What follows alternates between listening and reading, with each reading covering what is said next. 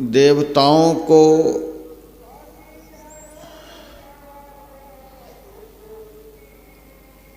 समुद्र मंथन क्यों करना पड़ा?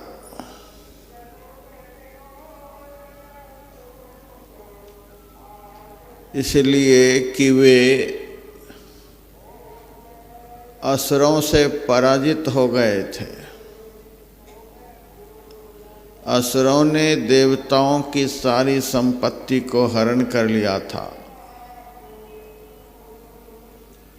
उनके स्थान स्वर्ग से भी खदेड़ कर बाहर निकाल दिया था। देवता लोग दुखी होकर गिरी कंदराओं में भटक रहे थे।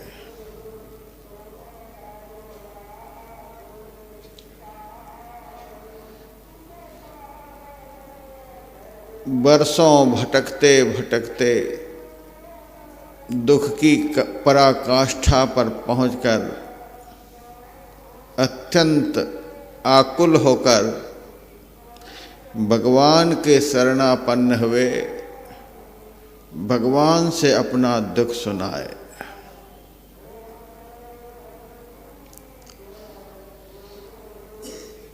दानव के जीवन में जब दुख आता है तब वे अपना दुख को निवारण करने के लिए स्वयं से प्रयास करते हैं। मानव के जीवन में जब दुख आता है तब वे अपने दुख की निवृत्ति के लिए संसार के लोगों के पास जाकर उनसे उपाय पूछते हैं और देवताओं के जीवन में जब संकट आता है तब वे इधर उधर नहीं जाते, सीधे भगवान की शरण में जाते। असुर तमस प्रधान होते हैं, मानव रजस प्रधान होते हैं, देवता सत्व प्रधान होते हैं।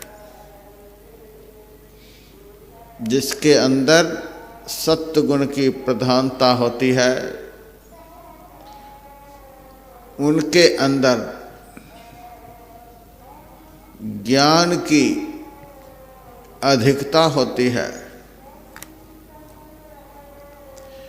जिनके अंदर रजोगुण की प्रधानता होती है उनमें भोग की प्रधानता होती है और जिनमें तमोगुण की प्रधानता होती है उनके अंदर रोग की प्रधानता होती है।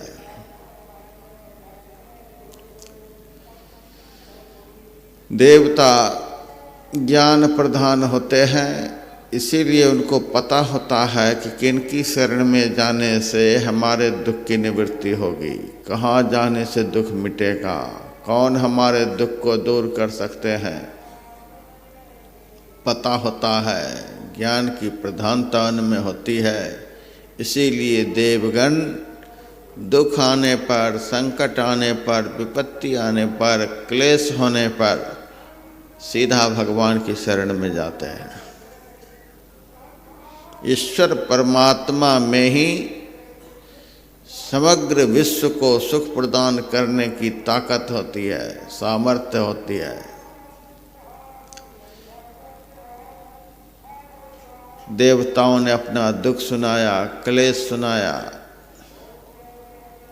भगवान को दया आई। भगवान ने देवताओं से कहा, मैं उपाय बता रहा हूं, प्रयास तुमको करना पड़ेगा और विश्वास दिलाता हूं जो उपाय मैं बताऊंगा उसके लिए प्रयास करोगे तो तुम्हें अवश्य सफलता मिलेगी। देवताओं ने हाथ जोड़कर भगवान से कहा, प्रभु हमारे अंदर जितना सामर्थ्य है उस सामर्थ्य के अनुसार प्रयास करने में कसर नहीं छोड़ेंगे। कृपा करके आप उपाय बताएं। भगवान ने कहा तुम्हें समुद्र का मंथन करना है। समुद्र के मंथन से बहुत से रत्न निकलेंगे। उन रत्नों को पाने के लिए लोभ मत करना।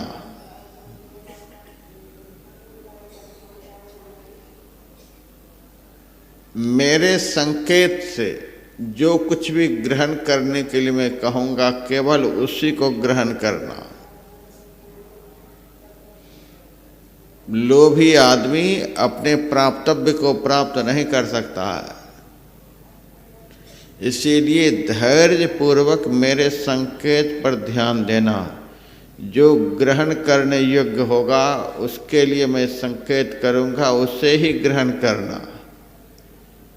निकलेंगे बहुत कुछ, लेकिन सब कुछ को ग्रहण करने लग जाओगे तो प्राप्तव्य को प्राप्त नहीं कर पाओगे।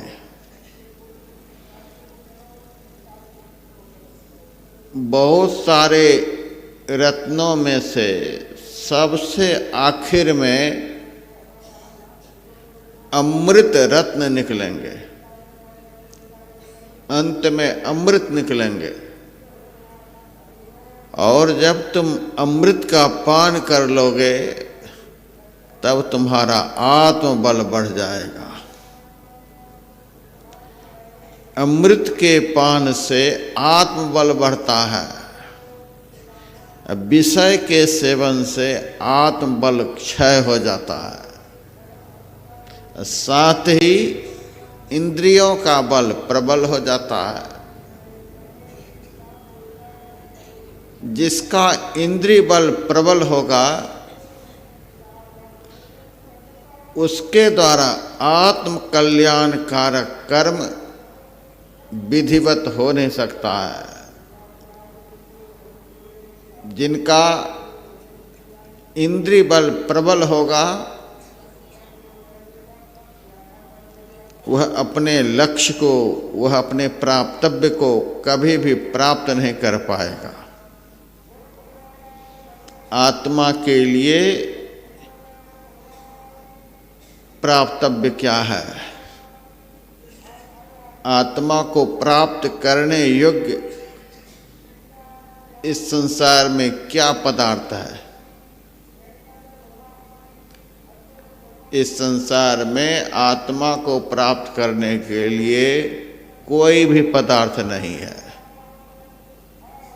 यह संसार पंचभूतात्मक है और इस संसार में पंच विषयों की प्रधानता है। कहीं रूप है, कहीं रस है, कहीं गंध है, कहीं शब्द है, कहीं स्पर्श है। पंच विषयों का बाजार यह संसार है। आत्मा का यह प्राप्तव्य नहीं। विषय के सेवन से आत्मबल क्षय होता है और अमृत की प्राप्ति से आत्मबल बढ़ता है। आपको मैंने बहुत बार यहाँ सुनाया है, आत्मा का भोजन अमृत है। आत्म तृप्ति होती है अमृत के सेवन से। आत्म सुख प्राप्त होता है अमृत के सेवन से। आत्मानंद प्राप्त होता है अमृत के सेवन से। आत्मा का भोजन अमृत है।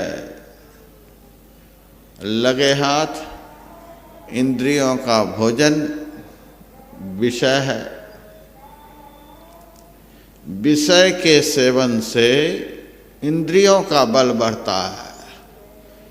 जो जितना विषयी होगा उसका इंद्रिय बल उतना अधिक प्रबल होगा, उतना ही उसका मन चंचल होगा, उतना ही उसकी बुद्धि चंचल होगी, उतना ही उसका चित्त चंचल होगा, उतना ही वह अधिक अहंकारी होगी, उतना ही उसकी दृष्टि चंचल होगी, कान चंचल होगा, हाथ पैर चंचल होगा। विषय के सेवन से इंद्रिय बल बढ़ता है। इंद्रियों का बल बढ़ने से इंद्रियों की चंचलता बढ़ती है। चंचल इंद्रियों में विकार बढ़ता है। चंचल इंद्रियों से विकार उत्पन्न होता है। विकारों के उत्पन्न होने से आत्मा को दुख प्राप्त होता है, अशांति प्राप्त होती है, क्लेश प्राप्त होता है।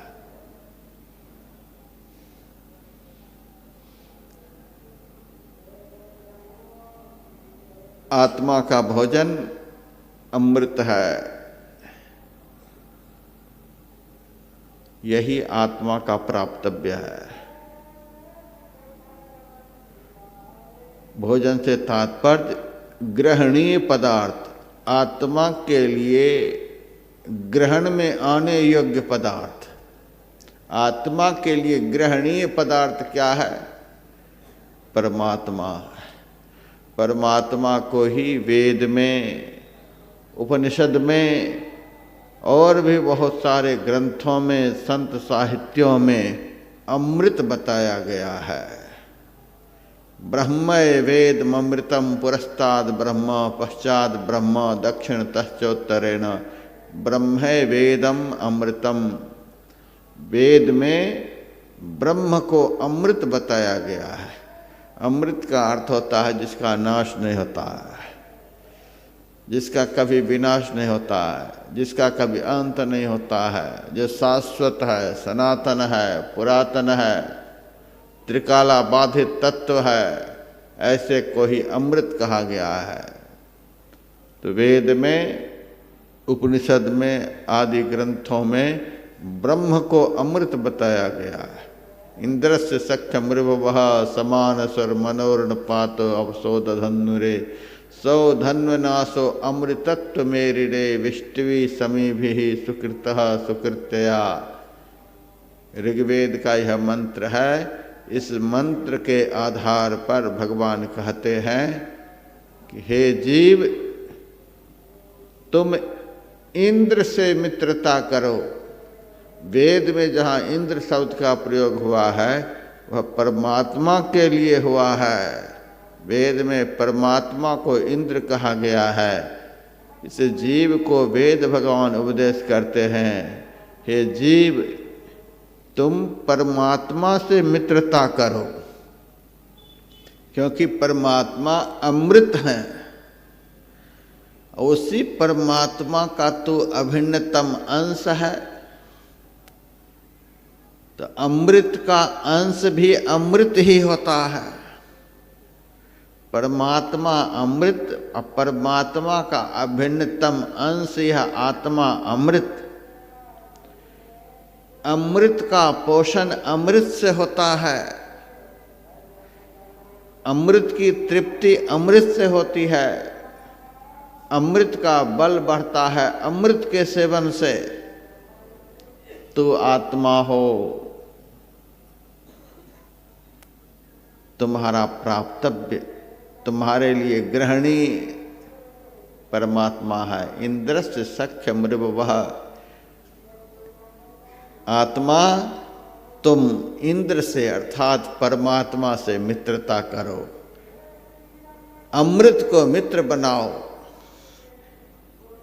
इससे तुम्हारा आत्मबल बढ़ेगा। आत्मबल के बढ़ने से इंद्रिय बल कमजोर होता है।